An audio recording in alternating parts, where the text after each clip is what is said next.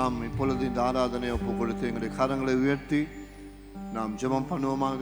கர்த்தர் தாமே எங்கள் மத்தியில் இந்த பரிசுத்த ஆவியானவர் எங்கள் மத்தியில் உள்ளாவி எங்கள் மத்தியில் கிரியை செய்யும்படியாக நாங்கள் வாஞ்சியோடு இப்பொழுது இந்த ஆராதனை ஒப்பு கொடுத்து ஜெபம் பண்ணுவோமாக. கிருபையும் மகா பரிசுத்தமும் ஜீவனுள்ள எங்கள் நல்ல பிதாவே, உம்முடைய முதலாம் வருகையை நாங்கள் நினைவு கூறுகிறதான இந்த காலகட்டத்திலே சுவாமி, நீரே முடிய இருதயத்துக்கு செய்த சமாதானம், அந்த விடுதலையான வாழ்க்கையை நாங்கள் நினைவு கூறுகிறோம் ஆண்டவரே. அப்பா சுவாமி, உமக்கு முன்பதாக நாங்கள் சாஸ்திராங்கமாக சுவாமி நாங்கள் பணியிட்டு சுவாமி உம்மை துதிக்கிறோம், உம்மை ஆராதிக்கிறோம். ராஜா, ராஜாத்தின் ராஜனே, தேவாதின் தேவனே, நீர் வருக சுவாமி. உம்முடைய நாமம் உயரும்படியாக, உம்முடைய நாமத்தின் நாமம் உயரும்படியாக சுவாமி. கர்த்தாவே, இன்றைய தினத்தில் மாதர்கள் ஐக்கியத்தின் சார்பாக செய்கிறதான இந்த ஆராதனை முழுவதும் உம்முடைய அன்பின் கரங்களுக்கு நான் அர்ப்பணிக்கிறேன். அவர்கள் கூடாக சுவாமி நீர் சுவாமி எங்களை வழிநடத்தும்படியாக ஜெபிக்கிறோம். பரிசுத்த ஆவியானவருடைய வழிநடத்தல் எங்கள் மத்தியில் சுவாமி இந்த தாய்மார்கள் கூடாக பேசும்படியாகவும், இந்த ஆராதனை முழுவதும் உம்முடைய அன்பின் அபிஷேகமானது எங்கள் மத்தியில் இறங்கும்படியாக நாம் ஜெபிக்கிறோம். யாராவது வேதனையோடு துன்பத்தோடு துயரத்தோடு இருக்கிறவர்கள் சுவாமி ஒரு புதிய எதிர்பார்ப்புக்குள்ளாக வரத்தக்கதான ஆசீர்வாதத்தை நீர் தருவீராக. கர்த்தாவே, உம்முடைய அன்பின் கரங்களுக்கு அர்ப்பணிக்கிறோம். ஆரம்பம் முதல் முடிவு பரியந்தம் உம்முடைய கிருபை எங்களுக்கு மேலாக இருக்கும்படியாக நாங்கள் ஜெபிக்கிறோம். இயேசுவின் நாமத்தினால் ஒப்பு கொடுக்கிறோம் சுவாமி. ஆமேன், ஆமேன், ஆமேன். நன்றி. கர்த்தராகிய இயேசு கிறிஸ்துவின் நாமத்தில் மாதர்கள் நடத்தப்படுற அந்த ஞாயிறு ஆராதனைக்கு வளர்ந்திருக்கிற சபையார் அனைவரும் மீண்டுமாக மிக மிக அன்போடு கூட வாழ்த்தி வரவேற்கிறோம். எங்களுடைய ரட்சகராகிய இயேசு கிறிஸ்து இந்த உலகத்துக்கு வந்தபடியினால தான் எங்களுக்கு பாவ மன்னிப்பும் எங்களுக்கு ரட்சிப்பும் கிடைத்தது. இந்த நாளில் கூட நாங்கள் தைரியமாக நாங்கள் கர்த்தருடைய பிள்ளை அப்படின்னு சொல்லி நாங்கள் சொல்லக்கூடியதான பாக்கியத்தை எங்களுக்கு தேவன் கொடுத்துருக்கிறார். எங்களுக்காக வந்த அந்த ரட்சகரை நாங்கள் போற்றி பாடுவோமா?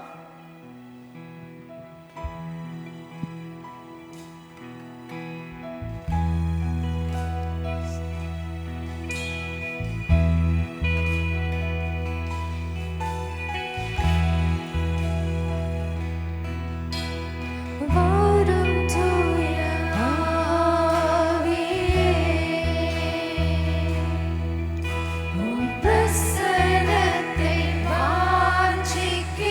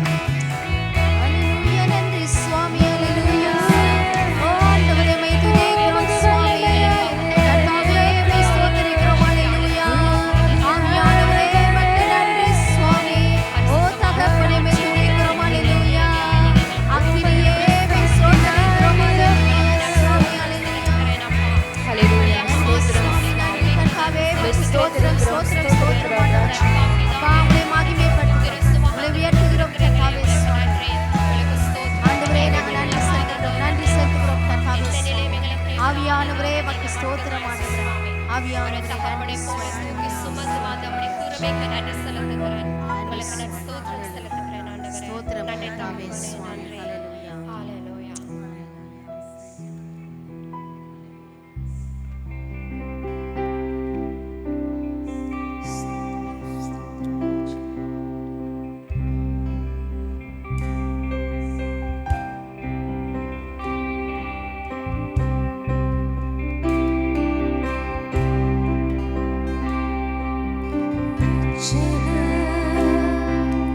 வந்ததா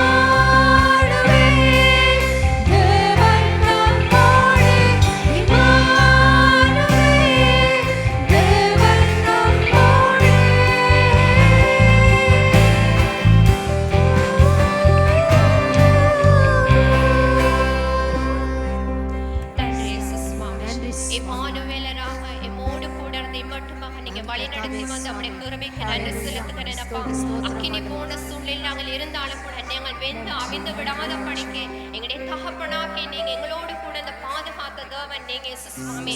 பிரச்சனைகளுக்கு மத்தியில், கஷ்டங்களுக்கு மத்தியில், கண்ணீருக்கு மத்தியில் எங்களோடு இருந்த தகப்பன் எங்களுக்கு நீங்க மட்டும்தான் ஆண்டவரே.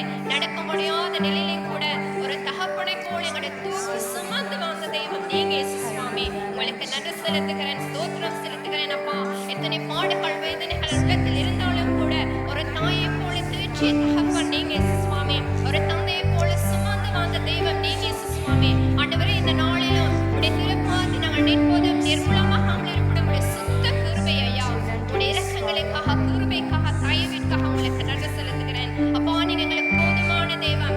உடைய அன்பு, உடைய இரக்கம், உடைய கிருபை, உடைய தயவு எங்களுக்கு போதுமானது. ஆண்டவரே, உங்களுக்கு நன்றி செலுத்துகிறேன்.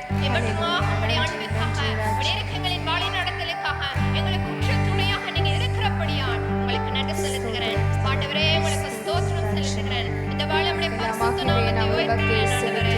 ஹல்லேலூயா. விண்ணிலிருந்து மண்ணில் தோன்றி எம்மை மீட்க வந்தவரே, விண்ணிலிருந்து மண்ணில் தோன்றி எம்மை மீட்க வந்தவரே, கானங்களால் உம்மை போற்றுகிறோம், கானங்களால் உம்மை போற்றுகிறோம். சிறைப்பட்டோருக்கு விடுதலையும், கட்டுண்டோருக்கு கட்ட அவிழ்த்தலையும், இருதயம் நொறுங்குண்டோரை காயம் கட்டவும் பூமியில் தோன்றிய தேவகுமாரனே, பாடல்களால் உம்மை புகழ்கிறோம், பாடல்களால் உம்மை புகழ்கிறோம். சிலுவை சுமந்து எம் பாவம் மன்னித்த, சிலுவை சுமந்து எம் பாவம் மன்னித்த எம் இரட்சகராம் இயேசுவை நன்றியுள்ளத்தோடு துதிகள் செலுத்தி உயர்த்துகிறோம். இரட்சகராம் எம் இயேசுவை நன்றி உள்ளத்தோடு துதிகள் செலுத்தி உயர்த்துகிறோம்.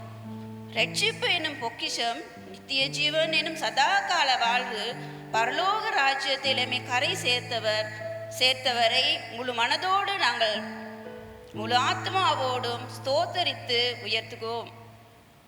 பரலோக ராஜ்யத்தில் எம்மை கரை சேர்க்க எம் இரட்சகரை முழு மனதோடும், முழு பெலத்தோடும், முழு ஆத்மாவோடும் ஸ்தோத்தரித்து உயர்த்துவோம். இருளிலிருந்து வெளிச்சத்திற்கும், பாவத்திலிருந்து மன்னிப்பும், பரலோக ராஜ்யத்தில் தேவனோடு எம்மை வாழ வைக்கும் ஆத்ம நேசர் இயேசுவை இன்ப கானங்களால் உயர்த்துவோம். இருளிலிருந்து வெளிச்சத்துக்கும், பாவத்திலிருந்து மன்னிப்பும், பரலோக ராஜ்யத்தில் தேவனோடு எம்மை வாழ வைக்கும் ஆத்ம நேசராம் இயேசுவை இன்ப கானங்களால் உயர்த்துவோம்.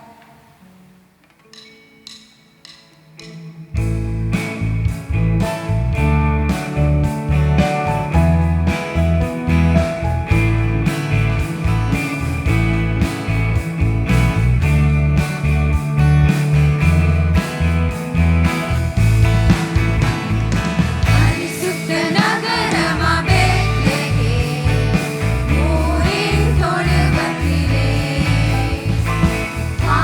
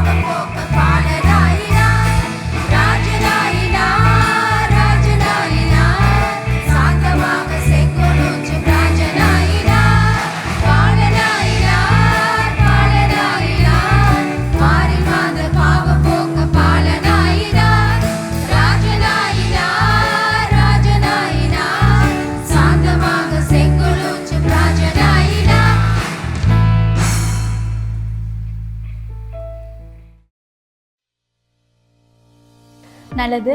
உங்கள் ஒவ்வொருவரையும் இயேசு கிறிஸ்துவின் இனிதான நாமத்தினாலே வாழ்த்தி வரவேற்கிறேன். எம்முடைய இணையதளத்திற்குள்ளாக நடைபெறுகிற ஆராதனைகள் தமிழ் ஆராதனை காலை 7 மணிக்கும், சிங்கள ஆராதனை காலை 8:30க்கும், ஆங்கில ஆராதனை 10 மணிக்கும் நடைபெறுகிறது.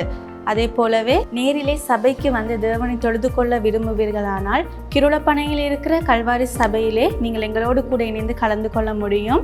அங்கு நடைபெறுகிற ஆராதனைகள் தமிழ் ஆராதனை காலை 7 மணிக்கும், சிங்கள ஆராதனை காலை 10:30க்கும், ஆங்கில ஆராதனை காலை 10 மணிக்கும் நடைபெறுகிறது. அதே போல் இணையதளத்தினூடாக உங்களால் எங்களோடு கலந்து கொள்ள முடியாவிட்டால் வாட்ஸ்அப் ஊடாக ஆடியோக்களை கேட்டு நீங்கள் தேவனை துதிக்க முடியும். ஆகவே திரையிலே காணப்படுகிற இந்த எண்ணிற்கு உங்களது பெயரையும் உங்களது தொலைபேசி இலக்கத்தையும் நீங்கள் அனுப்புவீர்களானால் எங்களால் முடியும். ஆராதனை ஆடியோக்களை உங்களுக்கு அனுப்பி வைக்க நீங்கள் அதில் கேட்டு தேவனை ஆராதிக்க முடியும். அதே போலவே உங்களுக்கு ஜெப தேவைகள் எதுவும் தேவையாயின், ஆலோசனைகள் தேவையாயின் இந்த வாட்ஸ்அப் இலக்கத்திற்கு உங்களால் அழைக்க முடியும். எம்முடைய ஊழியர்கள் உங்களுக்காக ஜெபிக்கவும் ஆலோசனைகள் அளிக்கவும் ஆயத்தமாக இருக்கிறார்கள். அதே போலவே இப்பொழுது தேவனுடைய வார்த்தை கேட்பதற்காக நாங்கள் ஆயத்தமாக இருப்போம். மிகவும் அருமையான ஒரு காலை பொழுதிலே கர்த்தராகிய இயேசு கிறிஸ்துவின் நாமத்தினாலே உங்களை வாழ்த்துகிறேன். கிறிஸ்மஸ் என்பது எல்லோருக்குமே மகிழ்ச்சி நிறைந்த ஒரு மாதம். ஒரு சொல்ல முடியாத சந்தோஷம் பிள்ளைகளுக்கும். சின்ன பிள்ளைகள் ஆரம்பத்தில் மாதம் தொடங்கினோன்னதே டெக்கரேஷனும் கிறிஸ்மஸ் ட்ரீயும் பெற்றோருக்கு ரொம்ப சங்கடமான ஒரு மாதம்.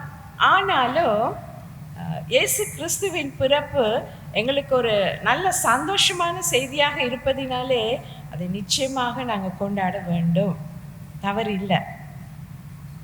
எதற்காக இயேசு கிறிஸ்து எங்களுக்காக பிறந்தாரு? ரட்சிக்க பிறந்தார்னு சொல்லுவீங்க. ஆமாம், இயேசு கிறிஸ்து எங்கள் பாவங்களிலிருந்து எங்களை ரட்சிக்க பிறந்தார். நாங்கள் வாசித்த அந்த ஆரம்பத்தில் வாசித்த அந்த பகுதியை பார்ப்போமா இருந்தால், அதில் இருளில் இருக்கிற ஜனங்கள் பெரிய வெளிச்சத்தை கண்டார்கள்னு சொல்லியிருக்கு. அந்த பெரிய வெளிச்சமாக இயேசு கிறிஸ்து நானே உலகத்துக்கு ஒளியாக இருக்கிறேன் என்று சொன்னவர் உதித்த பிறந்த அந்த நாள் தான் கிறிஸ்மஸ் நாள். அது மாத்திரமல்ல, எபிரேயர் 2ஆம் அதிகாரத்தில் சொல்லப்பட்டு இருக்கிறது. எபிரேயர் 2ஆம் அதிகாரம் அது ஒரு மிக முக்கியமான ஒரு வசனமாக காணப்படுது. அதில் இருக்குது என்னன்னு சொன்னால், மரணத்துக்கு அதிகாரியாகிய பிசாசானவனை தமது மரணத்தினாலே அழிக்கும்படிக்கு, அது மாத்திரமல்ல மரணத்தினாலே அடிமைத்தனத்திற்குள்ளாக இருக்கிறவர்களுக்கு விடுதலையை கொடுக்கும்படிக்கு இயேசு கிறிஸ்து எங்களைப் போல மாம்சமும் இரத்தமும் உடையவரானார் என்பதாக. அதாவது எங்களுக்கு எப்படி ஒரு மாம்ச சரீரம் அதில் இரத்தம் இருக்கிறதோ அதே போல ஒரு சரீரத்தை பெற்றுக்கொண்டு இந்த உலகத்துக்கு வந்த அந்த நாள் தான் கிறிஸ்மஸ் நாள். பிசாசின் கிரியைகளை அழிக்கவும், நம்முடைய மரணத்தினாலே பிசாசின் கிரியைகளை அழிக்கவும், பாவ அடிமைத்தனத்துக்குள்ளாய் இருக்கிறவர்களை விடுதலை பண்ணத்தக்கதாகவும் வந்த ஒரு நல்ல நாள் தான் கிறிஸ்மஸ். அன்றைக்கு அவர் எங்களை போல ஒரு மனுஷகுமாரனாக மாம்சமும் இரத்தமும் உடையவராக இந்த பூமியிலே பிறந்தார். அது மாத்திரமல்ல, இன்னொரு காரியத்தையும் சொல்ல வேண்டி விரும்புகிறேன். அதாவது ஆதாம் ஏவாள் என்றைக்கு பாவம் செய்தார்களோ ஏதேன் தோட்டத்தில், அன்றைக்கு தேவன் ஒரு வாக்குத்தத்தம் கொடுத்தாரு, ஒரு இரட்சகரை இந்த உலகத்திற்கு அனுப்புவேன் என்பதாக. ஏன்னா அந்த பாவங்கள் நிவர்த்தி செய்யப்படத்தக்கதாக ஒரு இரட்சகரை அனுப்புவேன் என்று அங்கு வாக்குத்தத்தம் பண்ணினது இங்கே நிறைவேறத்தக்கதாக இயேசு கிறிஸ்து பூமியிலே வந்து பிறந்தார். நாங்கள் கிறிஸ்மஸ்னு சொல்லி சந்தோஷமாக கொண்டாடுகிறோம். ஆனால் கிறிஸ்து எங்க இருக்கிறாரு? இப்ப இயேசு கிறிஸ்து இப்ப எங்க இருக்காரு? எங்களுக்குள்ள இருக்கிறாரு இல்லையா? எங்களுக்குள்ளே இருக்கிற அந்த கிறிஸ்துவை நாங்கள் மற்றவர்களுக்கு பிரதிபலிக்க வேண்டியவர்களாக இருக்கிறோம். அதுதான் கிறிஸ்தவர்களுக்கு கொடுக்கப்பட்டிருக்கிற ஒரு முக்கிய பொறுப்பு. இந்த நாளில் நான் உங்களோடு பேச வேண்டிய வருகிற காரியம், பிரசித்தம் பண்ணுதல். பிரசித்தம் பண்ணுதல் என்றால் அதாவது ஒரு நடந்த ஒரு காரியத்தை யாவரும் அறிந்து கொள்ளும் வண்ணமாக கூறுவது. நடந்த ஒரு காரியத்தை மற்றவர்கள் யாவரும், ரகசியம் அல்ல, பிரசித்தம் பண்ணுதல், அதாவது அறிவித்தல். சரியா? இதை குறித்து நான் உங்களோடு பேச விரும்புகிறேன். இயேசு கிறிஸ்துவின் பிறப்பில் நாங்கள் பார்ப்போமா இருந்தால், முதலாவது தேவனுடைய பிறப்பை பிரசித்தம் பண்ணினவர்கள் யார்? யாரு முதலாவதாக இயேசு கிறிஸ்து பிறந்தார்னு சொல்லி பிரசித்தம் பண்ணினது? மெய்ப்பர்கள். நாங்கள் அதை பார்க்கலாம். லூக்கா 2ஆம் அதிகாரம் 10வது வசனத்துல இருக்கு. அந்த மெய்ப்பர்கள்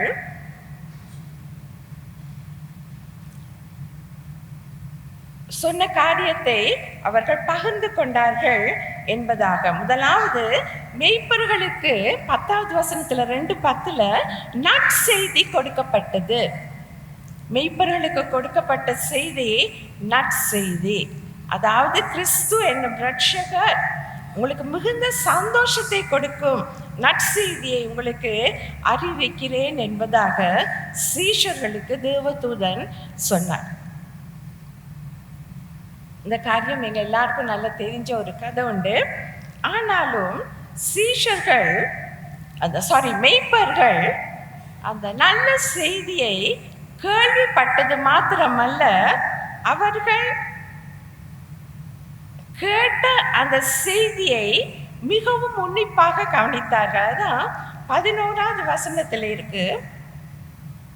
இன்று கர்த்தராகிய கிறிஸ்து என்னும் இரட்சகர் உங்களுக்கு தாவீதின் ஊரிலே பிறந்திருக்கிறார். ஆம், தாவீதின் ஊரிலே பிறந்திருக்கிறார் இரட்சகர்.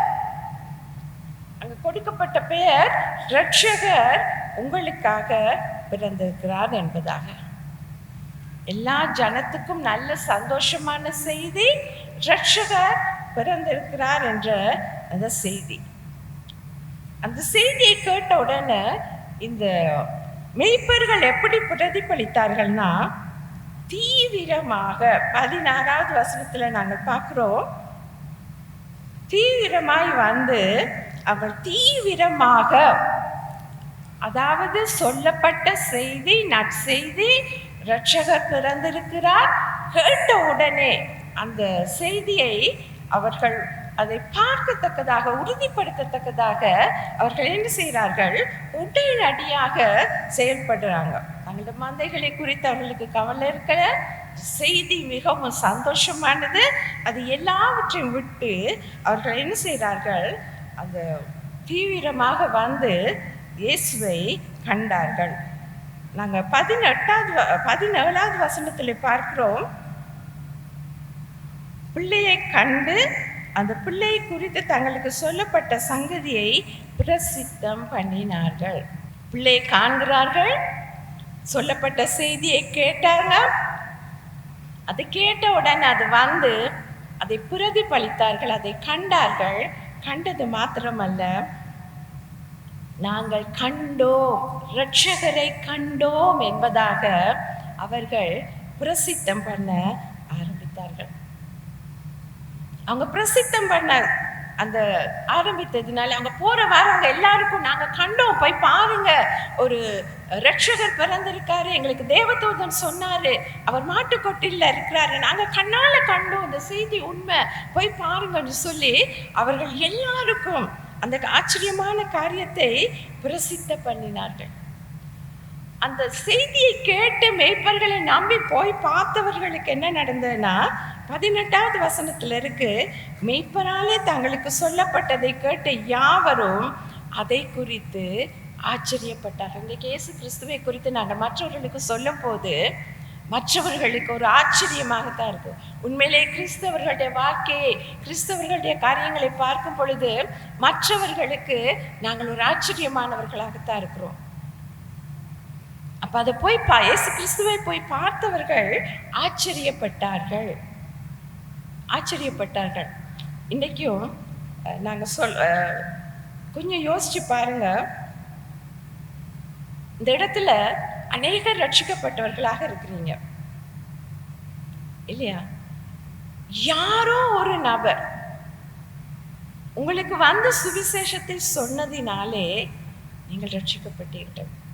பரம்பரை கிறிஸ்தவர்களா இருக்கலாம். நானும் பரம்பரை கிறிஸ்தவ தான். ஆனாலும் ஒரு 13-14 வயசுல எனக்கு பாவ மன்னிப்பை குறித்து இயேசு கிறிஸ்து அதுக்காகத்தான் வந்தார்னு சொல்லி அந்த செய்தியை நான் இந்த வாலிப வயதுல தான் கேட்டேன். சின்ன வயதுல ஆலயத்துக்கு போவோம், வருவோம், எல்லாம் செய்வோம். ஆனால் அந்த பாவ மன்னிப்பு கிறிஸ்து எனக்காக மரித்தார்ன்றத நான் ஒரு ஊழியக்காரர் மூலமாக நான் அறிந்து கொண்டேன். இங்கே இருக்கிற நீங்கள் யாராவது உங்களுக்கு வந்து தேவனுடைய செய்தியை சொன்னதினாலே ரட்சகர் பிறந்திருக்கிறார், ரட்சிக்கப்பட்டேன், அந்த ரட்சிப்பின் செய்தியை சொன்னதினாலே இன்றைக்கு நீங்கள் இந்த இடத்துல இருக்கிறீங்க. அப்படித்தானே? யாரோ ஒருவர் எங்களுக்காக வந்து சொன்னாங்க அந்த செய்தியை, அல்லது எப்படியோ ஒரு துண்டு பிரதி மூலமாகவோ நாங்கள் அந்த ரட்சகர் பிறந்திருக்கிறார், எங்களுக்காக வந்தார் அப்படின்ற செய்தியை நாங்கள் கேட்டோம். அதனால தான் நாங்கள் இன்றைக்கு இந்த இடத்துல ரட்சிக்கப்பட்டிருக்கிறோம். இந்த மேய்ப்பர்கள் தங்களுடைய செய்தியை பிரசித்தம் பண்ணி அநேகர் போய் அந்த இடத்துல அதை கண்டு ஆச்சரியப்பட்ட போது இந்த மேய்ப்பர்களுக்கு சொல்ல முடியாத ஒரு சந்தோஷம், ஆச்சரியம் மட்டுமல்ல, எல்லாவற்றுக்காகவும் தேவனை மகிமைப்படுத்தினார்கள் என்பதாக நாங்கள் 20வது வசனத்தில் பார்க்கலாம். மேய்ப்பர்கள் தங்களுக்கு சொல்லப்பட்டதின் படியை கேட்டு கண்ட எல்லாவற்றிற்காகவும் தேவனை மகிமைப்படுத்தி துதித்து கொண்டு திரும்பி போனார்கள். ஒரு பக்கம் சொன்ன செய்தி, அந்த செய்தி அங்கே கிரியை செய்யும் பொழுது அங்கே பெரிய சந்தோஷம், தேவனுக்கு மகிமை உண்டாகிறது. இந்த மேய்ப்பர்கள் தங்களுக்கு கேட்ட பெருசா வேற ஒண்ணுமும் செய்ய போகல, சொல்லப்பட்டதை கேட்டாங்க, அதை போய் கண்டு அதை மற்றவர்களுக்கும் அறிவித்தாங்க. இன்னைக்கு நாங்களும் கேட்டு இருக்கிறோம், ரட்சிக்கப்பட்டு இருக்கிறோம், நாங்கள் மற்றவர்களுக்கு அதை அறிவிக்கிறோமா? மேய்ப்பர்கள் மாத்திரமல்ல, பெண்களும் இயேசு கிறிஸ்துவின் செய்தியை பிரசித்தம் பண்ணினார்கள், அறிவித்தார்கள் என்பதாக வேதத்திலே காணப்படுகிறது. எங்களுக்கு நல்லா தெரியும், பெண்கள் எந்த சந்தர்ப்பத்தில் இயேசு கிறிஸ்துவை அவர்கள் அறிவித்தாங்க. நல்லா யோசிச்சு பாருங்க. பெண்கள் இயேசு கிறிஸ்துவை அறிவித்த ஒரு ஸ்தானம் ஒன்று உண்டு.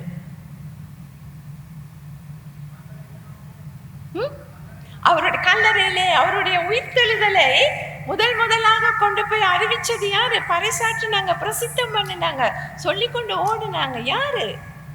பெண்கள். இன்னைக்கு சபையில நிறைய பெண்கள் இருக்கிறீங்க. நாங்க லூக்கா 8ஆம் அதிகாரம் 2வது 3வது வசனத்துல பார்ப்போமா இருந்தா, அவர் பொல்லாத ஆவிகளையும் வியாதிகளையும் நீக்கி குணமாக்கின சில ஸ்திரீகளும் 7 பிசாசுகள் நீங்கின மகதலேனால் எனப்பட்ட மரியாளும் ஏரோதின் காரியக்காரனான சூசாவின் மனைவியாகிய யோவன்னாலும் சூசன்னாலும் தங்கள் ஆஸ்திகளால் அவருக்கு ஊழியம் செய்து கொண்டு வந்த மற்ற அநேக ஸ்திரீகளும் அவருடனே இருந்தார்கள் என்பதாக. ஊழியம் செய்த பெண்கள், இவர்கள் தங்களுடைய ஆஸ்திகளினாலே ஊழியம் செய்தார்கள் என்பதாக சொல்லப்பட்டிருக்கிறது. வசதியானவர்கள். எனக்கு பெண்கள்ல ரொம்ப பிடிக்கும் மகதலேனா மரியாள். ஏன் சொல்லுங்க? அவ தான் முதலாக, அவளுக்கு தான் இயேசு கிறிஸ்து உயிரோடு எழுந்த நேரம் தரிசனமானார். ஒரு பெண் தான், சாதாரண பெண் தான். அவடத்திலிருந்து 7 பிசாசுகள் அவர் துரத்தி இருந்தாரு. அவ்வளவு நன்றி உள்ளவளாக அவள் இயேசுக்கு ஊழியம் செய்தாள். நாங்கள் அதை பார்க்கிறோம். மாட்கள்ல நாங்கள் பார்க்கலாம். 15வது அதிகாரத்துல 40வது வசனத்துல இருக்கு, சில ஸ்திரீகளும் தூரத்திலிருந்து பார்த்து கொண்டிருந்தார்கள்.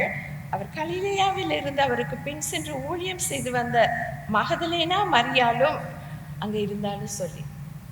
அந்த மகதலேனா மரியாளுக்கு தான் அவர் முதல் காட்சிட்டார். ஏன்னா அவ அதிகாலையிலே மற்ற மரியாள் இன்னும் சில ஸ்திரீகளோடு போனாங்க. ஆனா இந்த மரியாள் விடாப்பிடியா அந்த இடத்துல நின்றாங்க. யோவான் 20ஆம் அதிகாரத்தை வாசிச்சோன்னா அதில் அவ சொல்றா, என் ஆண்டவரை கொண்டு போயிட்டாங்க, அவர் எங்க வச்சிருக்கிறாங்கன்னு தெரிஞ்சா சொல்லுங்க, நானும் போய் அவரை எடுத்துக்கொள்கிறேன் என்பதாக. அவ்வளவு ஒரு துணிச்சலாக அந்த இருட்டோடு எழுந்து போய் அந்த கலர் என்னிடத்துல அழுது கொண்டு நின்ற மரியாளை இயேசு கிறிஸ்து கண்டாரு. ஆனா அவரை காணலை. அவரை காணலை. அவர் அடையாளம் தெரியலை. அவரை தோட்டக்காரன் நினைச்சு தான் அவன் கதைச்சான். ஆனா இயேசு கிறிஸ்து அவரை திருப்பி மரியாளேன்னு கூப்பிட்ட போது அந்த குரலை கேட்ட உடனே அவன் போதகரே ரபூனி என்று சொல்லி அவரை பணிந்து கொண்டார். அவளுக்கு தான் முதல் தரிசனமானார். பெண்களே, உங்களுக்கு ஒரு சந்தோஷமான செய்தி. கர்த்தருடைய செய்தியை தைரியமா சொல்லலாம். ஏன்னா மரியாளுக்கு அங்க கர்த்தர் சொல்றாரு, நான் உயிரோடு எழுந்துட்டேன்னு போய் சீஷர்கள் இடத்திலே சொல்லு என்பதாக. சொல்லு, அதாவது பிரசித்தம் பண்ணு, நான் உயிரோடு இருக்கிறேன், நீ என்னை கண்ட என்பதை சொல்லு என்பதா. அதை நான் அதிகமா சொல்ற காரியம், நாங்க சும்மா வீணானதை தேடி கண்டுபிடிச்சு அங்க இங்கே போய் நாங்க சொல்ல வேண்டிய அவசியம் கிடையாது. நாங்க கண்டது, நாங்கள் கேட்டதை நாங்கள் மற்றவர்களுக்கு அறிவிக்க வேண்டியவர்களாக இருக்கிறோம். இந்த மகதலேனா மரியாள் அவள் போய் சொன்ன காரியம் என்னன்னு சொன்னா, இயேசு ஜீவிக்கிறார், உயிரோடு இருக்கிறார், நான் கண்டேன். இந்த இடத்துல நான் உங்ககிட்ட கேட்டேன்னா, நீங்க இயேசு கிறிஸ்துவை கண்டீங்களான்னு சொல்லி நீங்க சொல்றீங்க இல்லைன்றீங்க. ஆனா உங்களுக்குள்ள அவர் ஏதோ விதத்துல கிரியை செய்தார், உணர்ந்திருக்கிறீங்களா? அந்த உணர்வு உங்களுக்குள்ள இருக்கா? அதாவது கர்த்தருடைய கிரியைகள் எங்களுக்குள்ள நடைபெறுகிறத எங்களால் அதை விவரிக்க முடியாது. எங்கள் ஒவ்வொருவருக்குள்ளும் கர்த்தர் இருக்கிறார், இயேசு கிறிஸ்து இருக்கிறார்.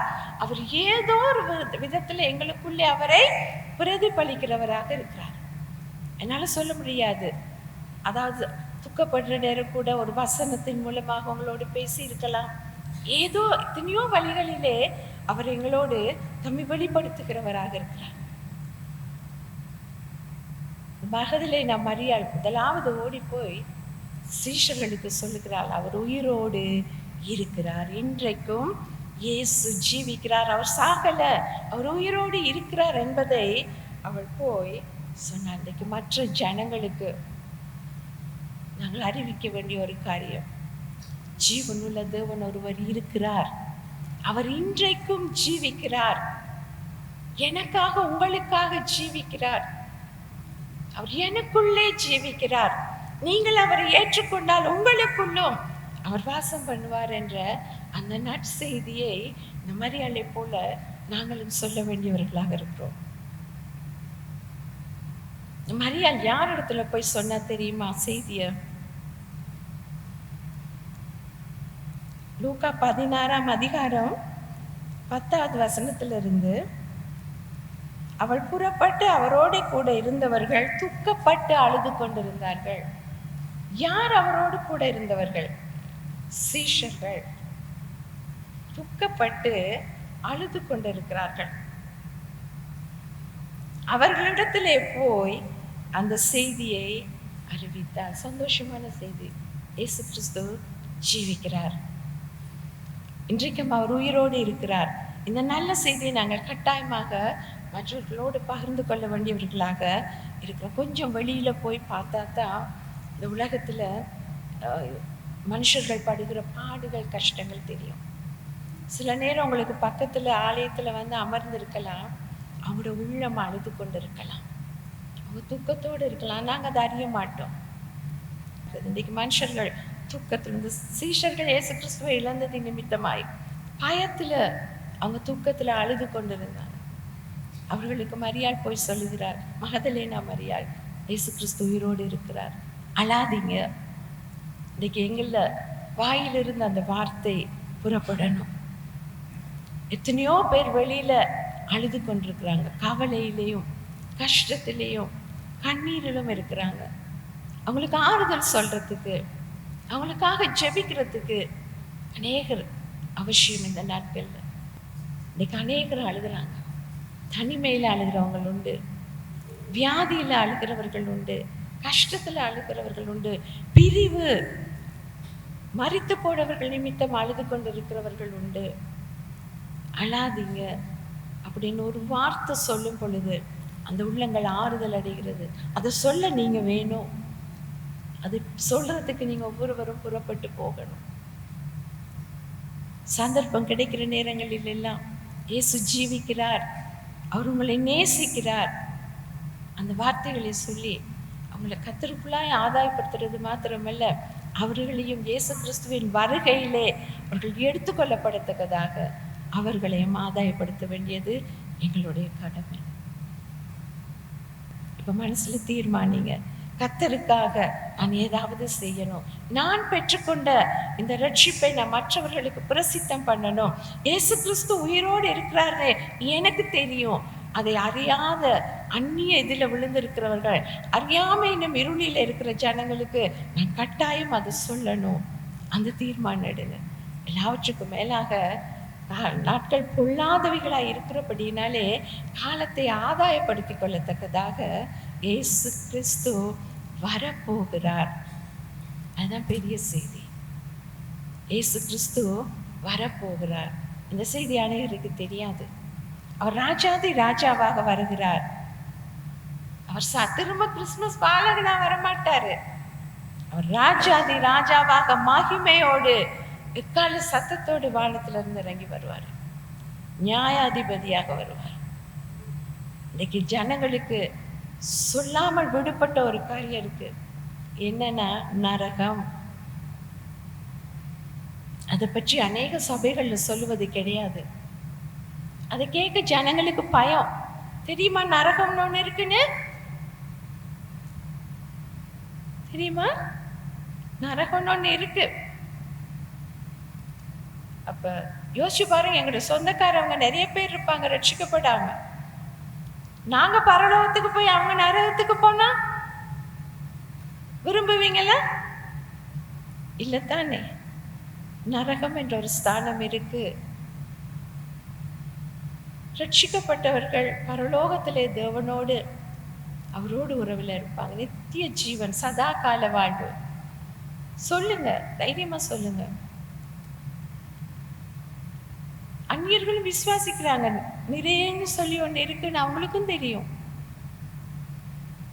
நல்ல சத்தியத்தை சொல்லி ஜனங்களை ஆதாயப்படுத்தத்தக்கதாக புறப்படும். கர்த்தர் உங்களை ஆசீர்வதிப்பார். இந்த வேளையிலே உங்களோட உள்ளத்துல தீர்மானம் எடுங்க. நான் ஒரு ஊழியம் செய்கிறேன், இன்னொரு ஊழியம் செய்ய என்னை அர்ப்பணிக்கிறேன். நான் ஒன்றுமே செய்யல, ஏதாவது ஒரு ஊழியம் செய்ய, ஒரு ஜெப ஊழியம், ஒரு ஜெப கூட்டத்துல சேர்ந்து கூட நீங்கள் செய்ய பிரசித்தம் பண்ணுங்கள். உங்களுக்குள்ள வச்சுக்கொள்ளாங்க அந்த ரட்சிப்பின் சந்தோஷம். ரட்சகர் பிறந்த நாள், இதை மகிழ்ச்சியோடு கொண்டாடுவோம். கர்த்தர் நம்மளை ஆசீர்வதிப்பாராக. நாங்கள் எழுந்திருப்போம். நாங்கள் இந்த வேளையிலே கர்த்தருக்கு நன்றி செலுத்துவோம். கர்த்தர் எங்களுக்கு செய்த எல்லா நன்மைகளுக்காக, எல்லா உபகாரங்களுக்காக, அவர் கொடுத்த ரட்சிப்புக்காக, அவர் எனக்காக இந்த உலகத்துக்கு வந்ததை நினைத்து அவரை துதிப்போம். அவர் வந்திருக்காவிட்டால் எங்களுடைய நிலைமை இன்னைக்கு பரிதாபமாக இருக்கு. நாங்கள் அறிந்திருக்க முடியாது. இன்னைக்கு அவர் கொடுத்த நித்திய ஜீவனுக்காக சதாகால வாழ்வு எங்களுக்கு கொடுத்திருக்கிறார். அது மாத்திரமல்ல, ரட்சிப்பு, அந்த ரட்சிப்பின் சந்தோஷம், அந்த ரட்சிப்பின் சமாதானம் எங்கள் உள்ளத்தில் நிரந்தரமாய் வைத்திருக்கிறபடினாலே அவரை ஸ்தோத்திரிப்போம். ஹல்லேலூயா. இதற்காக கர்த்தர் உங்களுக்கு என்னென்ன நன்மைகள் செய்தார், அதற்காக அவரை ஸ்தோத்திரிங்க. எல்லாரும் வாய்களை திறந்து நாங்கள் கர்த்தரை ஸ்தோத்திரிப்போமா?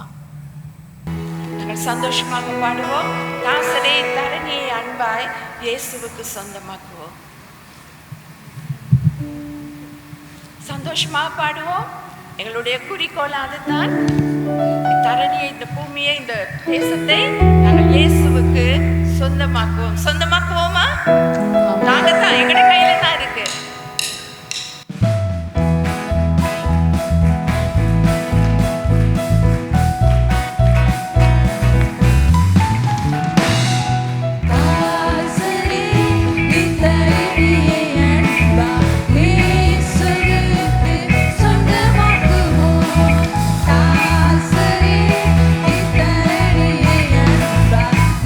இயேசுவுக்கு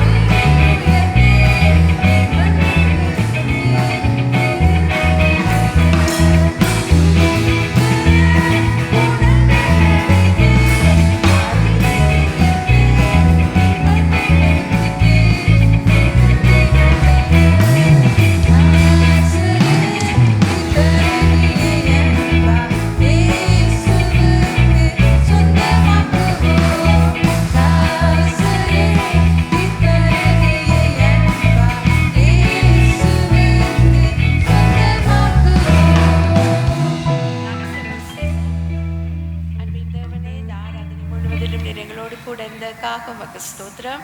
வந்த ஒவ்வொரு உடைய தேவ பிள்ளைகளுக்காக உமக்கு ஸ்தோத்திரம்.